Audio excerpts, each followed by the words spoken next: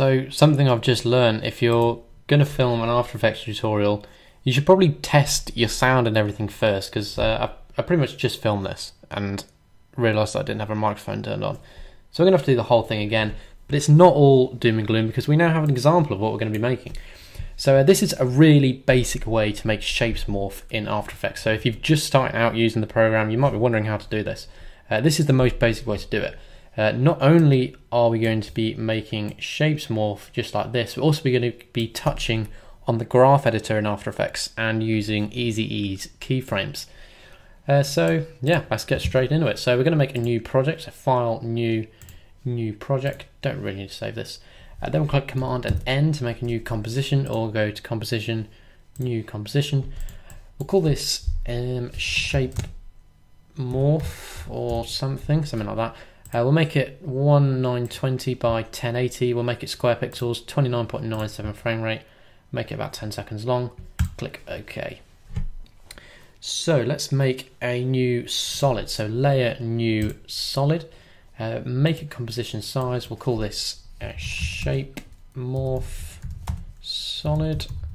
Make it whatever color you want. I'd go for this blue.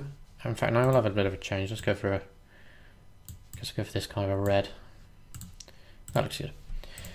Okay, now we've got this. Let's make some shapes. So with this solid selected, we're going to go up here and select the ellipse tool. Now, if you don't know how to get these options up, if you click on this tool and hold it down, you'll get these options come up as well. So we're going to make an ellipse.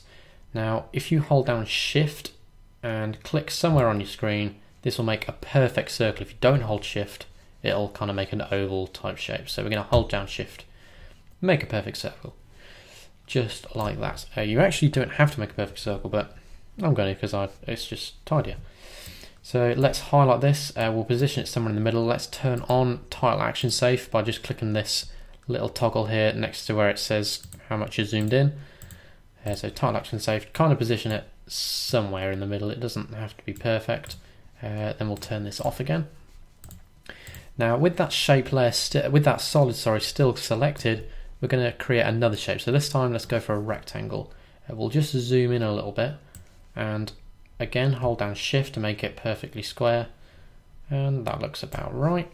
And then we're going to do one more. So we'll go down here, get to the polygon tool and make a polygon. It doesn't really matter where this is. Now Shift will only keep this one straight. It won't, because the parameters are always going to be the same with a polygon. And yeah, that looks about right. So now we're going to bring this up so we can kind of see what we're doing. And if you hold down Shift and select the top mask, so from mask 3 to 1 or 1 to 3, whatever way you want to do it, and click this little arrow. So that's going to open all of the options for each 3 of the masks. Now let's click off this and do the same thing for the mask path, but instead of holding Shift, we're going to hold Command or Control if you're using Windows.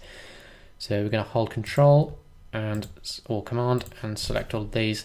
With all these selected, then make sure you're on the first frame, so 00000, and then click the stopwatch like this. So now you'll see this is set 3 keyframes. Now with these keyframes selected, we'll move our timeline over a little bit and select this one here, and then go Command and X. That has now cut the keyframe from mask 2. Now we're going to click on mask 1 and make sure we've got mask path selected, and wherever you place this will decide where the mask pastes. So now if we go Command and V, which is paste, it will paste it wherever we left the timeline. Now we're going to do exactly the same thing for mask 3, so highlight this, Command X, and then Command V. But the reason that it's put it down there is because I've got this one still selected. We obviously don't want that. So we'll do it again, make sure we've got this mask selected, and then Command and V. Once we've done that, we can actually delete mask 3 and mask 2 because we're only going to be working with one mask now.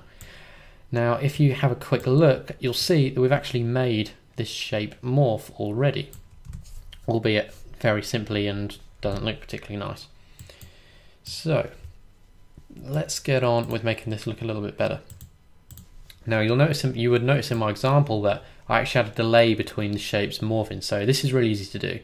So the one in the middle is this square. So again, going to go, instead of cutting it this time, we're going to go Command C, which is copy, or Control C.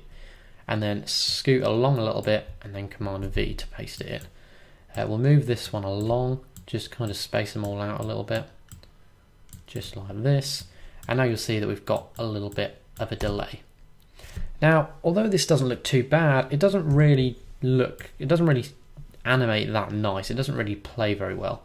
Now, the reason for this is these shapes only have 2 speeds, either on or off, and we want some kind of something in between. So we want them to start really quite slow, gain some speed, and then slow down again.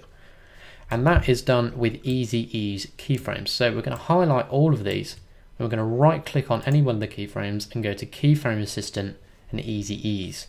And there is another way to do that. With them all selected, just go to Animation, Keyframe Assistant, and Ease, and select this, and you'll see that they'll change to all little like timer type things. Now again, select all of these, or in fact just make sure you've got Mask Path selected, and go into the After Effects graph editor. So if we just come down here and kind of zoom in a little bit so we can see what we're doing.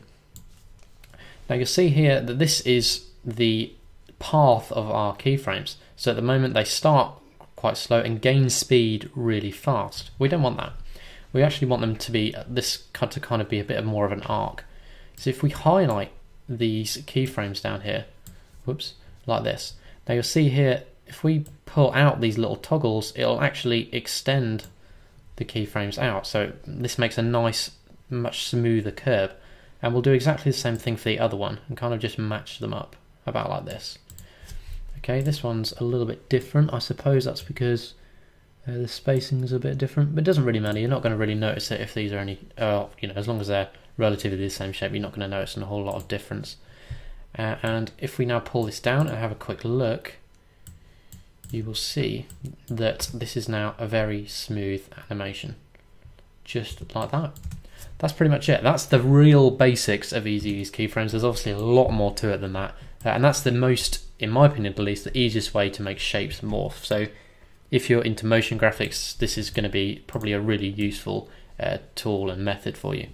So that's pretty much it. I know this is a really basic tutorial, but a couple of people asked me about it, so I did it. And yeah, that's pretty much it. Thank you very much for watching, and we'll see you next time.